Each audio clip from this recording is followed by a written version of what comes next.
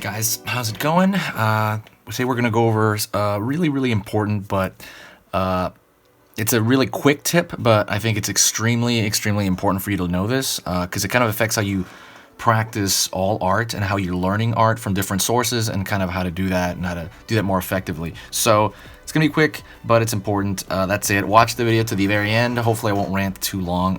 During that, though, I'm gonna be doodling in my sketchbook, so you're not staring at a complete blank screen, because that would be boring. And that's it. So let me get into it. So when I was learning art from a teacher and otherwise different sources online, and I would kind of take instruction from everywhere, you will kind of come up with a couple of revelations. One, a lot of advice is very similar because a lot of us were taught by each other. We all kind of study the same foundations that go back to, the Renaissance or even before that. Mostly the Renaissance stuff. I think that's where I started seeing that, kind of written out form. Like the same exact method.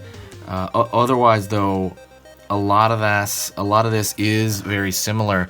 The advice that someone gives you, though, is contextual, and that would kind of be the main thing to remember. That different advice applies to you at different times of your development. So, if someone, for example, when I'm telling somebody to put more hours in, like put more drawing hours in, I mean, that's a huge thing, right?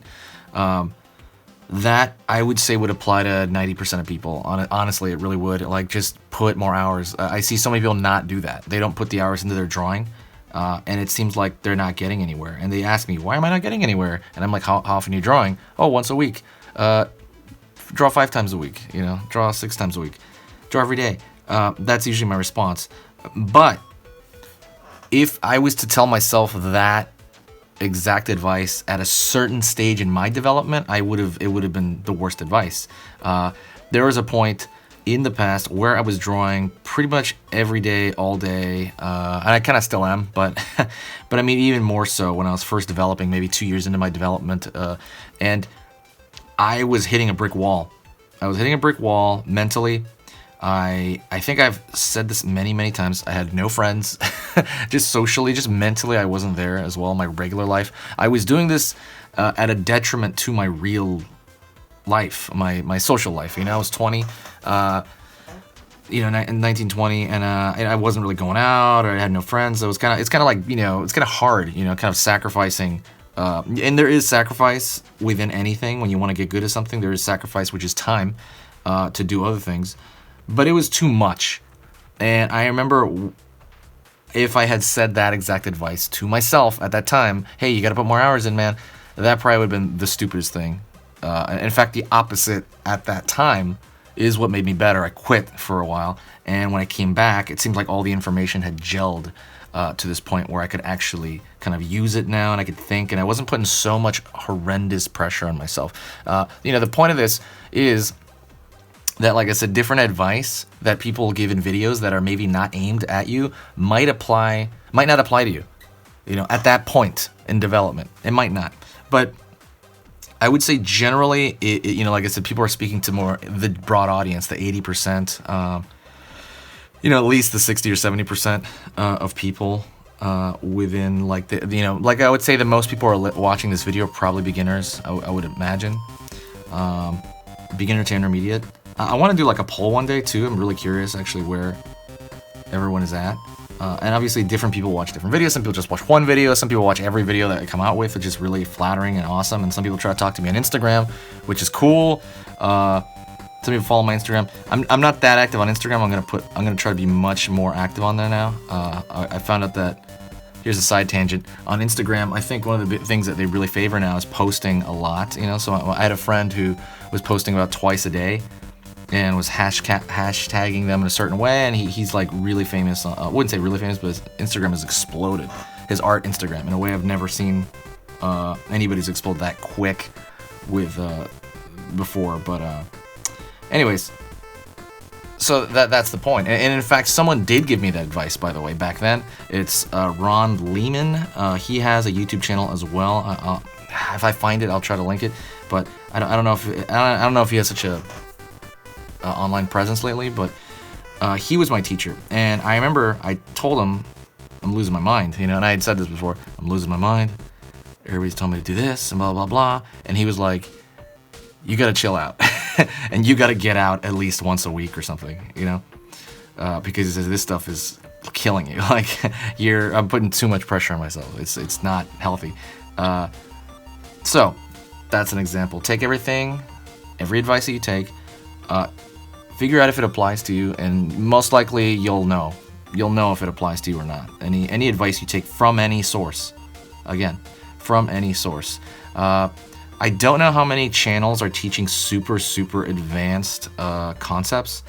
I find usually the advice in terms of like what you do and how you practice and kind of like you know, like how do you do stuff, like how do you like how often should I practice, a lot of the how-tos in terms of principles and stuff like that, not the technical stuff but the principle stuff, usually varies with the people. You know, there is, if you're a beginner, there's generally great stuff, you know, but that will vary a lot more than the technical stuff. I think the technical stuff is pretty much the same, almost everywhere. The technical stuff is pretty similar. I mean, I go back to the basics every now and then, and you know, that's pretty much the same thing. Like I said, the real custom thing is telling someone, you know, really pinpointing what they need. That's more the, like I said, the practices and that sort of thing. So that's pretty much it. That's just a small thing to remember when you're learning from anyone. Thank you so much for watching the video. I appreciate it. Hopefully you guys have an amazing day, and yeah, say hi to me in the comments. Just say hi, you know, let me know you're there. I'm chill, hanging out. Let me see, what do I have to I'm actually getting, currently, I'm gonna say this out loud right now. So now that the, you know, video's boom, pretty much done, I'm gonna say this out loud. I'm creating an ebook on drawing hands, and I want to create like the most comprehensive ebook on drawing hands I've seen.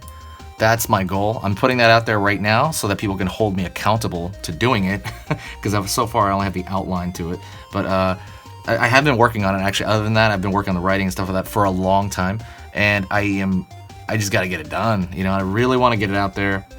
That's a question that comes up maybe more than in terms of the technical level, like, hey, what do you guys want to learn? Drawing hands is a huge thing. I don't know why. I'll even put that in there. I'm not really sure why people want to learn, why people are having such a hard time with it. But yeah. Anyways, that's it. Thank you for listening to my thoughts. Check out the links in the description if you are a fan of you know, art advice. You know, hit the subscribe button. Also, check out the starter pack if you're completely 100% new and you don't even know how to use the pen. You know, like you're even like so new. I have a series of short videos and exercises to do, and that's totally free. Go to the link in the description. I'm gonna put that there.